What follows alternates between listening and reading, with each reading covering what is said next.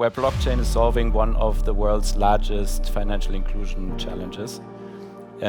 Please welcome, or re-welcome, because he's already been on stage, Casper, directly flying in here from Mexico, who together with his team is building Blue Financiero, an on-chain digital bank combining AI-based alternative credit scoring with blockchain-enabled backend. Have fun. The stage is yours.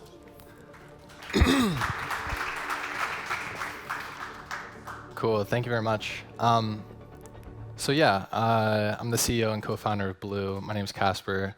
My background, I studied finance. I worked in investment banking at Citigroup a little bit, worked in credit trading at JP Morgan a little bit, both in New York, and then also worked at Point72, which is an equity long-short hedge fund. But then I started to learn how to code a little bit, quit my job, started a company with my co-founder, and we started Blue about 4 years ago.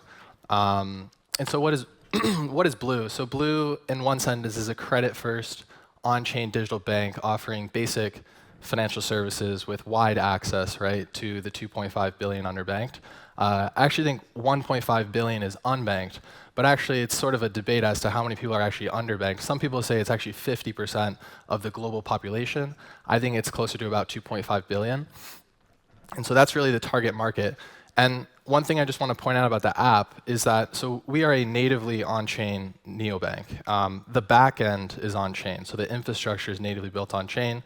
You can build all of the basic services, so debit card, checking account, savings account, credit card, personal loans.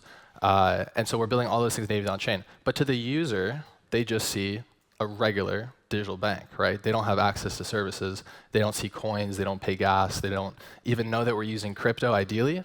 And so I'll explain sort of what we're doing with that. And then just to show the card, I mean, this is the card. Today we're available in Mexico. The way we advertise the card is it's a 99% approval credit card. So we're directly sort of communicating the pain point of access to credit. And then how we actually do that is another sort of important point. But just to go over Mexico a little bit, so we launched about a year ago. Today we have, numbers a little bit outdated, we have about 60,000 users. We're onboarding about 500,000 users per day. And we've processed about 1 million individual transactions, processing about 5,000 to 10,000 per day in purchases and payments. About half of it is about digital. The other half is physical, so we offer both. Digital payments is also a huge problem, and simply a credit card is a solution to the problem, or really a digital payment method, so like a virtual card, right? There's reasons maybe spending online with credit is better than debit. So just to go over the problem real quick, why are so many people underbanked or unbanked? So I think there's really two key concepts that are common across the different markets. So the first thing is that most of these economies are cash economies.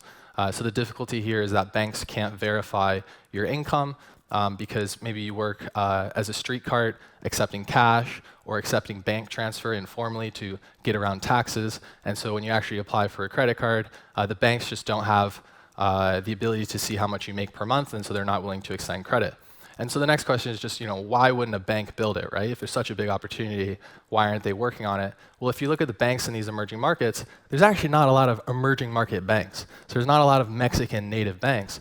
Most of the banks in Mexico and throughout Latin America are foreign-owned banks. So if you look at the deposit base, 70% is owned by 4 out of the top 5 banks. If you look at 4 out of the top 5 banks, it's HSBC, it's Scotiabank, it's BBVA, it's Santander, and these are not banks that are native to Mexico. They're Spanish or they're Chinese or different countries. So the key thing there is that they just don't have an incentive to actually build the technology, and that was an important piece because deposit bases are really the fuel to the lending side of the business. So they're going to focus on what they're actually aligned with incentive-wise. And so, yeah, we basically had a couple of key insights. And so there's really 3 pillars to what we're building. First pillar is blockchains. So in the near term, blockchains enable what we call ultra-fast globalization.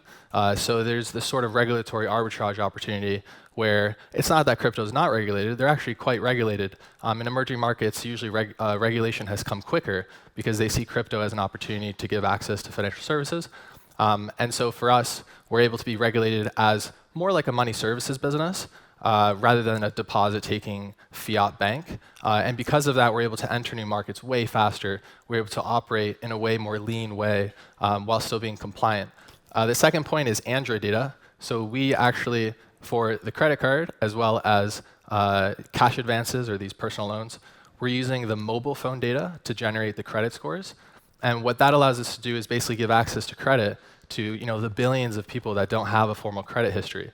So this whole credit invisible population can now come online because we're using the Android data. So when you sign up, we ask you, hey, and it's optional, but 92% of users give us access to this data.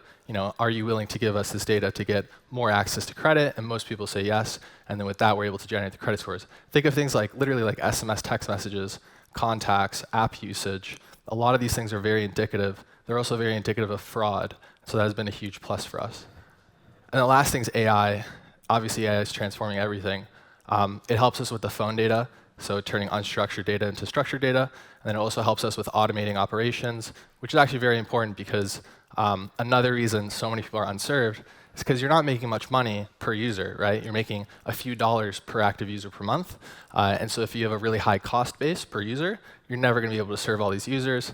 And so automating a lot of the call center is actually another really key task to globalizing, but also keeping the cost base per new user or per active user very low.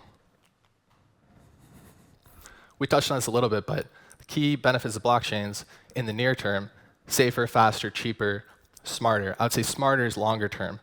So in the near term, we'll be able to penetrate a lot of these markets. So we want to go, right now we're scaling Mexico. We're going to be focused on that until the end of next year. We're going to come with a debit card, which is natively on-chain. We're going to have, and let me just switch to, I can switch to this. So this is like basically what our infrastructure looks like. And so this is the back end, and then this is the front end. So basically, with every user, they're looking at like a basic bank account, but really what's happening is there's an on-chain wallet that's holding stable coins, and that wallet has things like identity credentials, credit scoring credentials, authentication, and different pieces that you need to build this sort of compliant bank account for a user. And then those are issuing cards, so debit card and credit card are being issued from it. And then we have other pieces of infrastructure that we're building for ourselves, but eventually for other people. One of them is a credit ledger. Another one is an issuer processor. And then we're working on getting the principal license with MasterCard. And so there's a lot of things happening. Still, we're settling in fiat, right? So there's a sort of bridging problem where hopefully we will have it solved. But once merchants come online and more and more of the economy comes online, new use cases will open up. And there's one use case around credit that we're super, super interested in, which is the whole credit scoring problem, which will take time to solve. This is about our credit scoring technology. So the past year or two, we've been really looking more like a data science company than we have sort of a crypto neobank. But the key thing there is that this is the distribution. This is the key pain point that we're solving. Using mobile phone data to give access to credit is sort of the key unlock in the proprietary data set, the proprietary technology that's going to allow us to have distribution at the same amount of time. So Mexico, it's a really good market. We're profitable. No one's taking the market. These are our competitors. Growth, team. Thank you.